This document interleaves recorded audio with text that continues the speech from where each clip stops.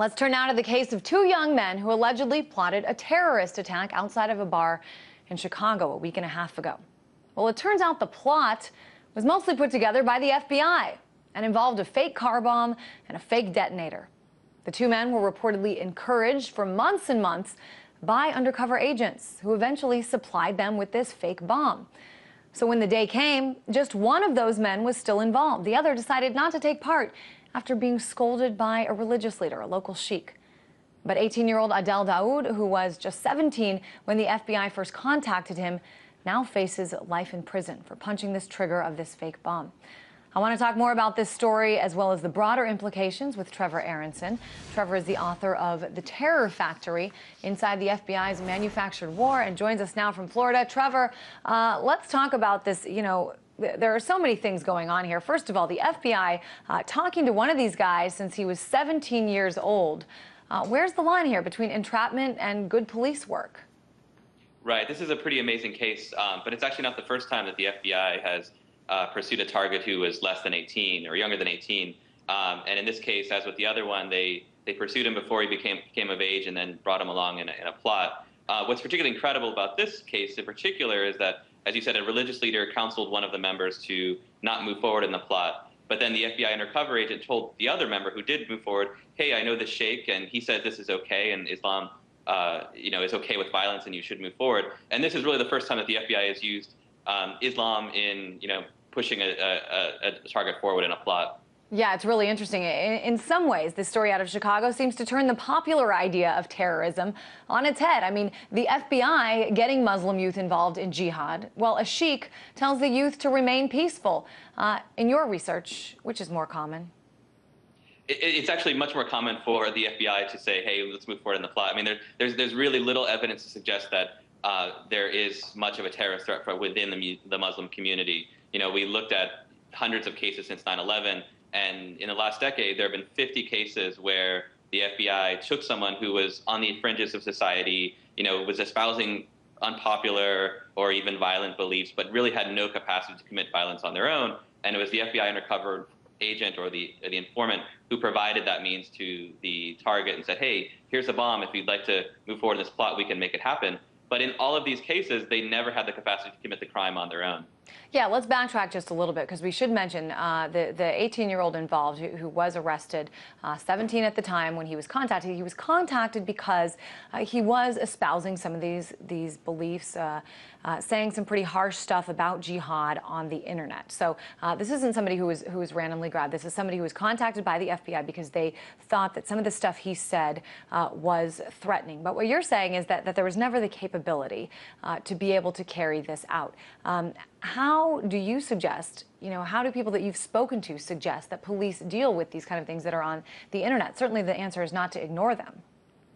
This is a difficult question. I mean, obviously from the FBI's perspective, and when I talk to FBI agents about this, they say, hey, what are we supposed to do? Here is someone who says they want to commit violence. Are we just supposed to ignore them and think they'll mature out of it?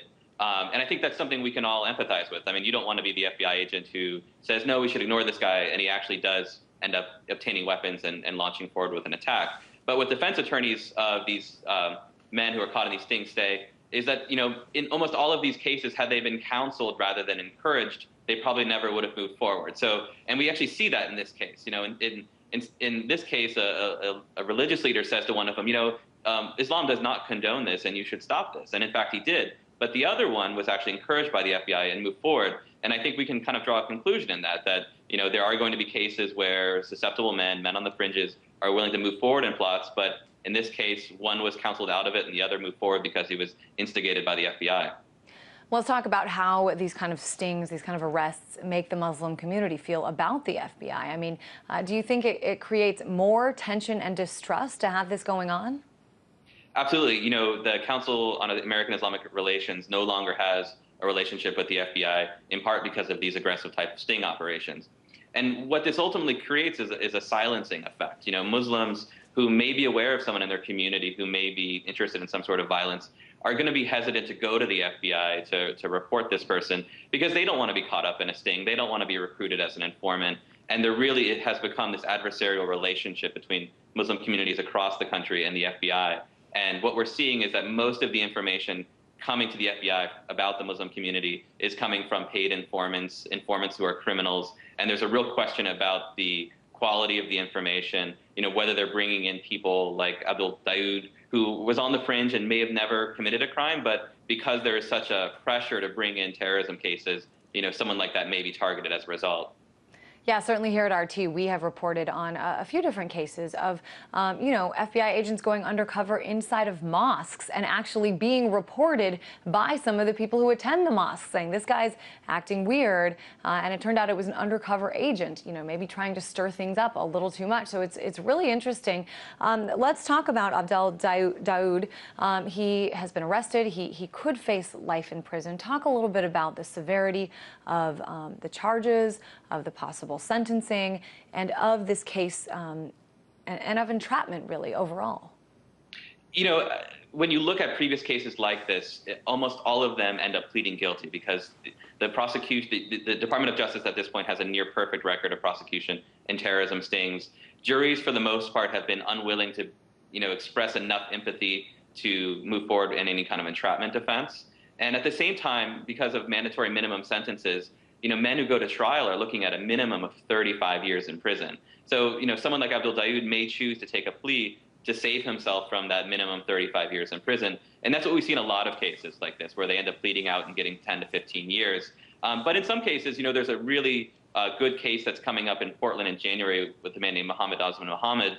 And his case goes forward in January, and they are arguing entrapment. And it's a very similar case to this one. The FBI provided all of the means necessary for the defendant to move forward in the plot. So you're saying this case in Oregon, the FBI could actually be held responsible, held accountable for pushing this forward?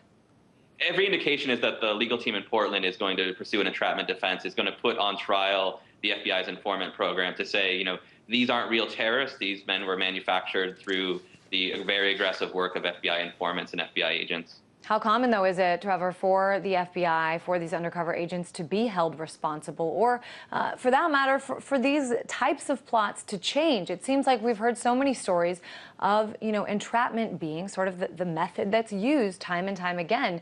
What's the way to sort of turn this around or suggest a better method? Really at this point, it requires public outrage for any kind of change in this way. I mean, the Federal Bureau of Investigation is a very slow-moving, slow-changing bureaucracy. And at this point, for the most part, the federal, the United States public has not been outraged by these.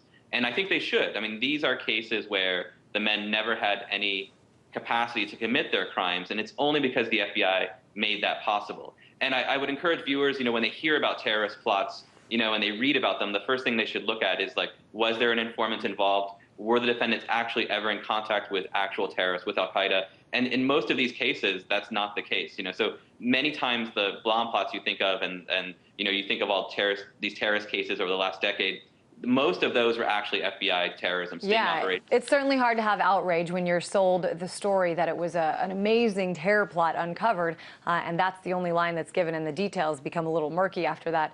Great to have you on the show. Trevor Aaronson, author of the book, The Terror Factory. Thanks so much. Thank you.